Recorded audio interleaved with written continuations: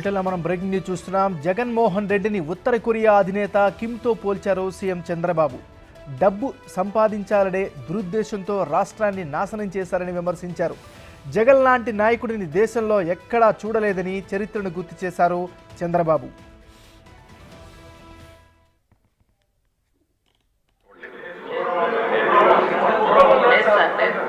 45 నేను చూడలేదు, ఎక్కడ నేను చదవలేదు కూడా. నేను 78లో ఫస్ట్ టైం ఎమ్మెల్యే చేశాను, 80లో మంత్రి. అప్పటి నుంచి రాజకీయాల్లో ఉన్నా. ఇప్పుడు దేశంలో సీనియర్ మోస్ట్ నాయకుడు నేనే. నా తర్వాత వచ్చిన వాళ్ళు మిగిలిన వాళ్ళందరూ ఇప్పుడే ముఖ్యమంత్రులు, లేకపోతే కేంద్రంలో మంత్రులు తర్వాత వచ్చారు. కానీ నాకు చరిత్ర అంతా కూడా చూస్తూ ఉంటాం కదా దేశ రాజకీయాల్లో ఉంటే.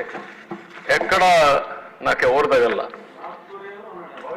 కాదు. ఒక అతను దొరికాడు, ఒక నార్త్ కొరియాలో ప్రజెంట్ ఉన్నాడు.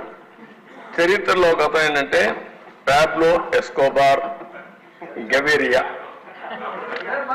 అతను ఇదేనండి, ఎస్కోబార్ అనే వ్యక్తి కొలంబియన్ డ్రగ్ లార్డ్. ఇతను నార్కో టెర్రరిస్ట్. అతను పాలిటీషియన్ అయిపోయాడు.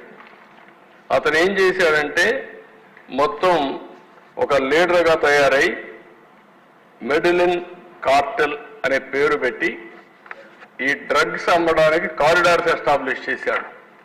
ఎస్టాబ్లిష్ చేసి మొత్తం దీంట్లో $30 బిలియన్ డబ్బులు సంపాదించి అది ఈరోజు $90 బిలియన్ వర్త్ ఆఫ్ వెల్త్ సంపాదించాడు దీంట్లో.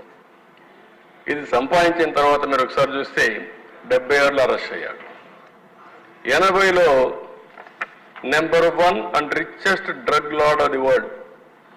డ్రగ్స్ కూడా మీ ప్రపంచంలో రిచెస్ట్ ఫెలో కావచ్చు, వ్యాపారాలు చేసి కావచ్చు. కానీ ఇప్పుడు మాజీ ముఖ్యమంత్రి ఉద్దేశం ఏంటి? ఆయన కూడా అదే కావాలి.